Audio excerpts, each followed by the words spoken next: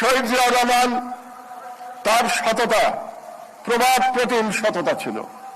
এমন সততা বিশ্ব ইতিহাসে খুঁজে পাওয়া যাবে না। বিসমিল্লাহির রহমানির রহিম।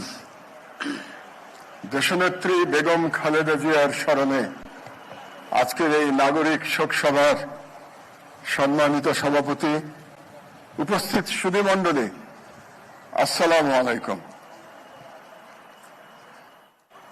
আমাদের বাংলাদেশের গত 100 বছরে 5 জন এমন নেতা এসেছিলেন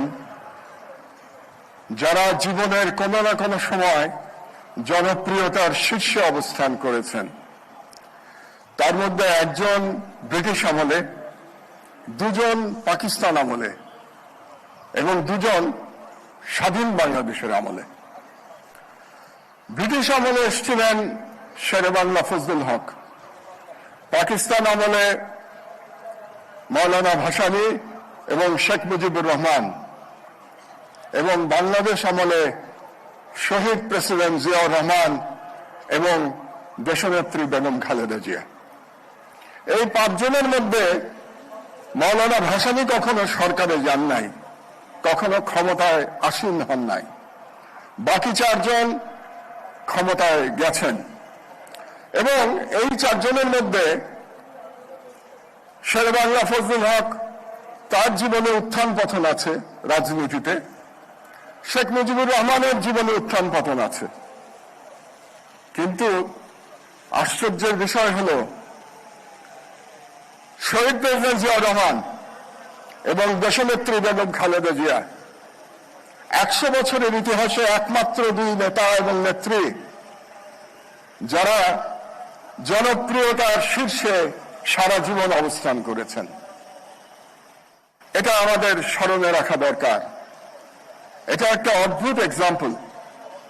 আমি সারা পৃথিবীর ইতিহাস পড়ার চেষ্টা করি, রাজনীতির ইতিহাস যতটুকু পড়েছি, একই বাড়ি থেকে, একই সংসার থেকে স্বামী এবং স্ত্রী পুরো জাতির সবচেয়ে জনপ্রিয় ব্যক্তি ছিলেন পুরো রাজনৈতিক জীবন ধরে, এবং যে জনপ্রিয়তা নিয়ে রাজনীতিতে প্রবেশ করেছিলেন সেই জনপ্রিয়তা নিয়ে আল্লাহর কাছে ফিরে গেছেন। এর কোনো এক্সাম্পল সারা পৃথিবীতে নাই। এটা একটা ইউনিক বিষয়, এটা যেন আমরা মনে করি, মনে রাখি। কেন এরকম হয়েছিল? কারণ শহীদ জিয়াউর রহমান তার সততা প্রবাদ প্রতিম সততা ছিল। এমন সততা বিশ্ব ইতিহাসে খুঁজে পাওয়া যাবে না। এবং তার সাহসিকতা ও দেশপ্রেম অতুলনীয়। তার সেই 1971 সালের 25 মার্চ রাতের বেলা উই রিভোল্ট বলে পাকিস্তানের বিরুদ্ধে মুক্তিযুদ্ধ ঘোষণা করা, যেখানে রাজনৈতিক নেতৃত্ব ব্যর্থ হয়েছিলেন। শহীদ প্রেসিডেন্ট জিয়াউর রহমান সেদিন স্বাধীনতার ডাক না দিলে হয়তো বাংলাদেশের ইতিহাস অন্যরকম হতে পারত। দ্বিতীয়বার 1975 সালের 7 নভেম্বর যখন দেশের স্বাধীনতা আবার হুমকির সম্মুখীন হয়েছিল, সেদিন শহীদ জিয়াউর রহমান ছিলেন আবার স্বাধীনতার পতাকা নিয়ে তিনি মাঠে দাঁড়িয়েছিলেন। তিনি ন্যাশনাল ইউনিটির সিম্বলে পরিণত হয়েছিলেন। আমি তখন বুয়েটের ছাত্র ছিলাম। আমি রাজনীতি করিনি সারা জীবনে, কিন্তু আমিও সেদিন রাস্তায় নেমেছিলাম শহীদ জিয়ার জন্য। এবং শহীদ জিয়া এখানেই, তার যেখানে আমরা বক্তৃতা করছি তার খুব কাছেই তার জানাজা হয়েছিল। সেটাও বাংলাদেশের ইতিহাসের ঐতিহাসিক জানাজা ছিল। প্রতিটি মানুষ কেঁদেছিলেন সেদিন, আমার মনে আছে।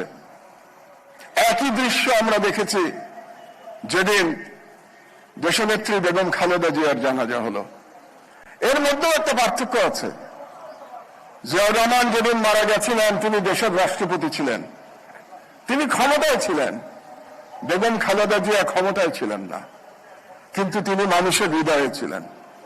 এবং হৃদয়ে থাকার কারণেই বেগম জিয়ার জানাজায় আমরা মানুষের স্বতঃস্ফূর্ত কান্না দেখতে পেয়েছি। এবং বেগম জিয়া কেন এত জনপ্রিয় ছিলেন? তার একটা কারণ তো অবশ্যই স্বামীর মতোই তার দেশপ্রেম ছিল। আরেকটি কারণ হচ্ছে তার সংগ্রামী জীবন। এই উপমহাদেশের 100 বছরের ইতিহাসে বেগম জিয়ার চেয়ে সংগ্রাম করেছেন গণতন্ত্রের জন্য এরকম দ্বিতীয় কোনো ব্যক্তি খুঁজে পাওয়া যাবে না। আপনারা পড়ে দেখেন, বেগম জিয়ার সমতুল্য সংগ্রামের কাহিনী আর কারো জীবনে খুঁজে পাবেন না, পুরুষ কিংবা নারী। সেই সংগ্রামের ইতিহাস আপনারা জানেন, কিন্তু তিনি কোনোদিন মাথা নত করেন নাই। তার একটি স্লোগান আমার সবসময় মনে পড়ে, ওদের হাতে গোলামীর জিঞ্জির, আমাদের হাতে স্বাধীনতার পতাকা। এই স্লোগানটি যেন আমরা বাংলাদেশিরা কোনোদিন না ভুলি। আমরা যেন বেগম জিয়ার সেই স্বাধীনতার পতাকা সারা জীবন হাতে ধরে রাখি। তারা চলে গেছেন, বেগম খালেদা জিয়ার প্রতি শ্রদ্ধা জানাই, তার আত্মার মাগফিরাত কামনা করি। আরেকটি কথা বলে আমার বক্তব্য শেষ করব, অনেকেই বক্তব্য দেবেন এখানে। সেটা হলো, তার পুত্র তারেক রহমান এখানে উপস্থিত আছেন। এটা খুব গর্বের বিষয়।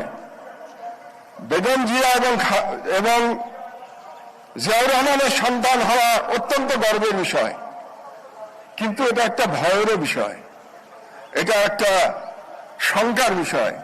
কারণ তাকে সর্বদা বাংলাদেশের মানুষ তার পিতা এবং তার মাতার সাথে তুলনা করবে। এই তুলনা বড় কঠিন, যে কোনো ব্যক্তির জন্যই কঠিন। বাংলাদেশে যেটা বললাম, গত 55 বছরে মাত্র 2জন নেতা নেত্রী জন্মেছেন। তাদের সমতুল্য হওয়া কঠিন কাজ, এবং সন্তান হলে আরো কঠিন কাজ। রবীন্দ্রনাথের একটা কবিতা আছে, তোমার পতাকা যারে দাও তারে বহিবারে দাও শকতি।